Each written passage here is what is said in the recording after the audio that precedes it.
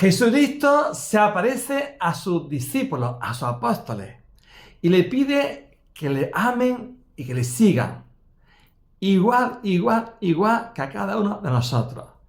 Él está cerca de nuestras vidas y nos invita a que le queramos de verdad y que le sigamos para construir su reino. Recibe un gran abrazo de paz. Saludos.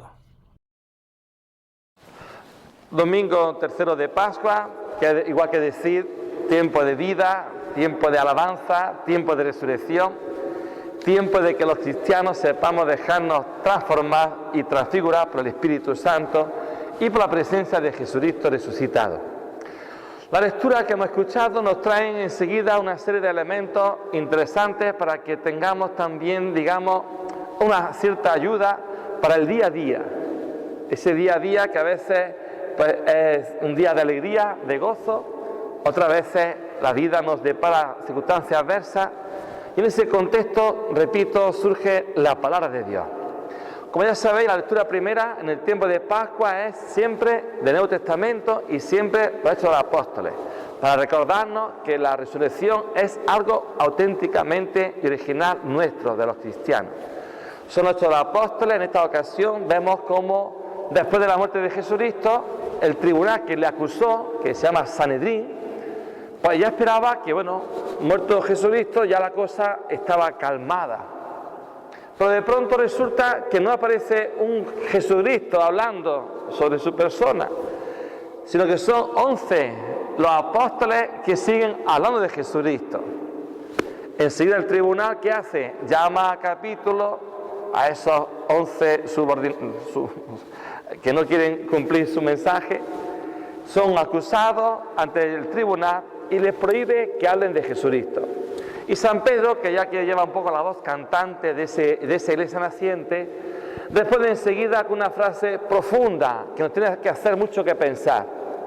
Hay que obedecer a Dios antes que a los hombres. Y eso viene bien porque tenemos que reconocer que muchas veces la iglesia choca con el ritmo de la sociedad, pero es que en cierto modo tiene que chocar, porque la sociedad no es el evangelio puro y duro. No se vive en el ambiente social lo que es el Evangelio al 100%. Pensemos, por ejemplo, en el valor de la vida humana, que para Jesucristo es intocable, y cómo es frágil e indefensa actualmente. O también pensemos en esa persecución en los cristianos que son constantemente perseguidos, y todos tenemos todavía en la memoria, como hace el Domingo de Resurrección, ese atentado terrorista contra un grupo de iglesias y cristianos en Sri Lanka, en la zona de la India. Es decir, que lo que surge en esa iglesia naciente con las persecuciones sigue siendo también hoy en día una realidad. ¿Pero qué nos trae el mensaje de San Pedro y su testimonio? La fortaleza. En segundo lugar, la constancia. En tercer lugar, dice el texto que después de azotarlo se sintieron felices por recibir ese ultraje. Aceptan el castigo y la persecución como una forma de unirse a Jesucristo. Y eso también nos tiene que dar a nosotros ánimo y fortaleza cuando vemos personas que son testigos de Jesucristo, sabiendo que ese testimonio después de costar la vida. Que hay lugares del planeta donde llevar una cruz es motivo de persecución, donde convertirte al cristianismo es sinónimo de muerte. En los países islamistas, musulmanes, no aceptan la conversión al cristianismo, se dejan la religión musulmana. Y está pasando en nuestros días. Y los cristianos seguimos siendo el grupo religioso más perseguido. No olvidemos que somos discípulos de una persona, en este caso Jesucristo, que fue perseguido y fue asesinado. Por eso digo que es importante descubrir el testimonio de los apóstoles, que a veces a esta fe nuestra, que está un poco adormecida, porque hay una tradición que hemos recibido de mucho tiempo, pues es bueno que venga de vez en cuando ese revolcón de personas que realmente son cristianos a pesar de los pesares, a pesar de tener todo el ambiente en contra, hostil. Y el ejemplo, repito, de los apóstoles sigue siendo un testimonio profundo y maravilloso. Luego llegamos al Apocalipsis. El Apocalipsis, con ese lenguaje un poco extraño, habla de Jesucristo, fijaos, habla del Cordero degollado. No habla del crucificado. o del perseguido, no, cordero degollado. La imagen del cordero, que es una imagen muy bíblica, porque la sangre del cordero servía para los hebreos para salvar al hijo primogénito, acordado de la plaga en Egipto, ¿no?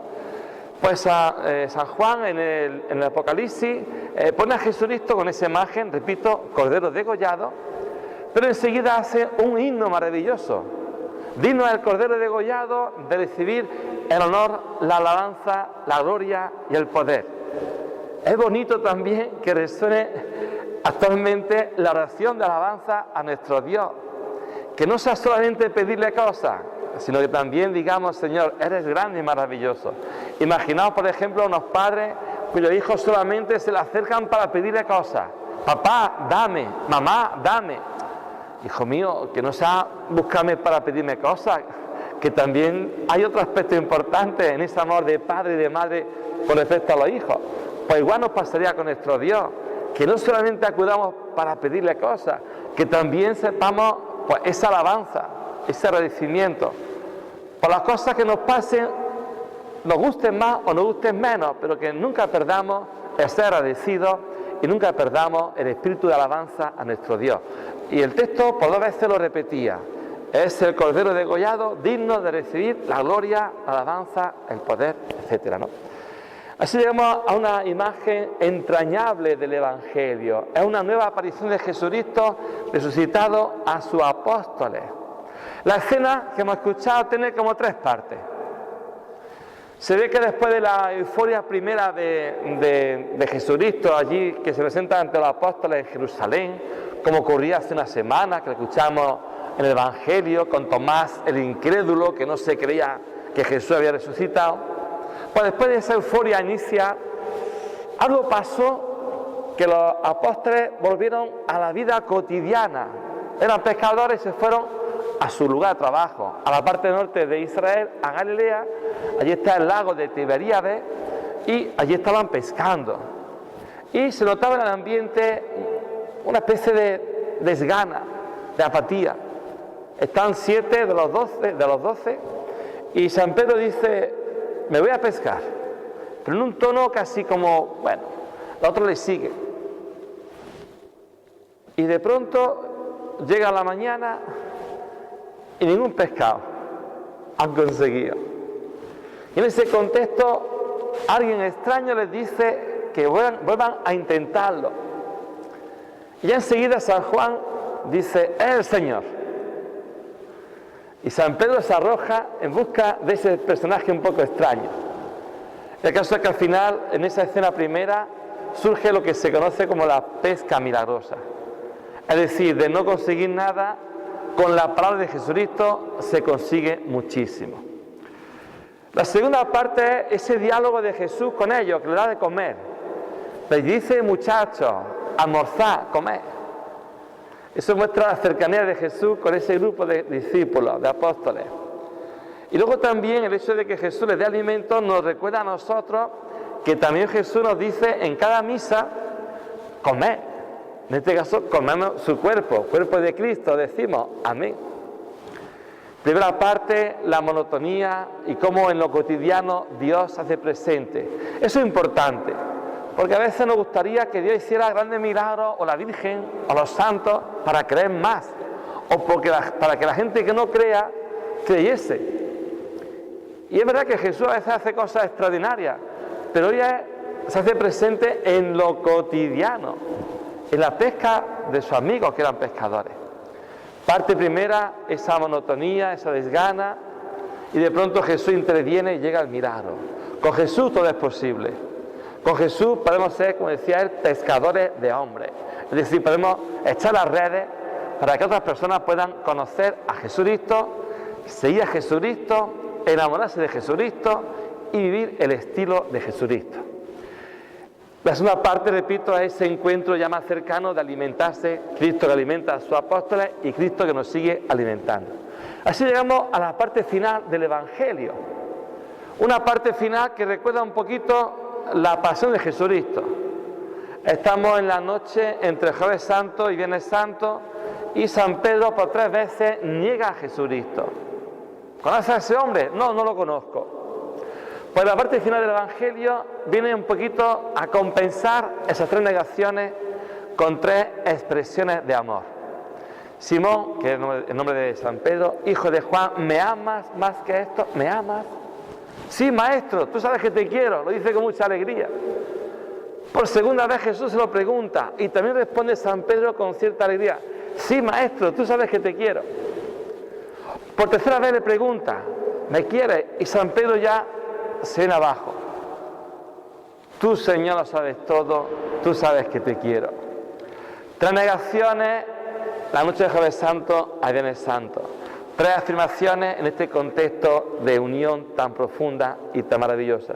Y esa frase de Jesús hoy también suena para nosotros. Jesús nos pregunta hoy, ¿me quieres? ¿Hasta qué nivel me quieres? ¿Me quieres solamente cuando te hago falta? Como decía yo antes en el ejemplo. ¿Me quieres siempre? ¿Estás dispuesto a seguirme? ¿Me amas? ¿Renuncia a cosas para que esté cerca de ti? Y al final terminaba con una frase también maravillosa. Sígueme, sígueme. Pues el contexto profundo de la lectura de hoy, esa lectura que nos recuerda el testimonio de los primeros cristianos, la fuerza para seguir con el Espíritu Santo anunciando a Jesucristo a pesar de las persecuciones, la alabanza a nuestro Dios, que no se nos olvide alabar a nuestro Dios, y por último ese encuentro de Jesucristo que tuvo con los apóstoles y también sigue teniendo con cada uno de nosotros.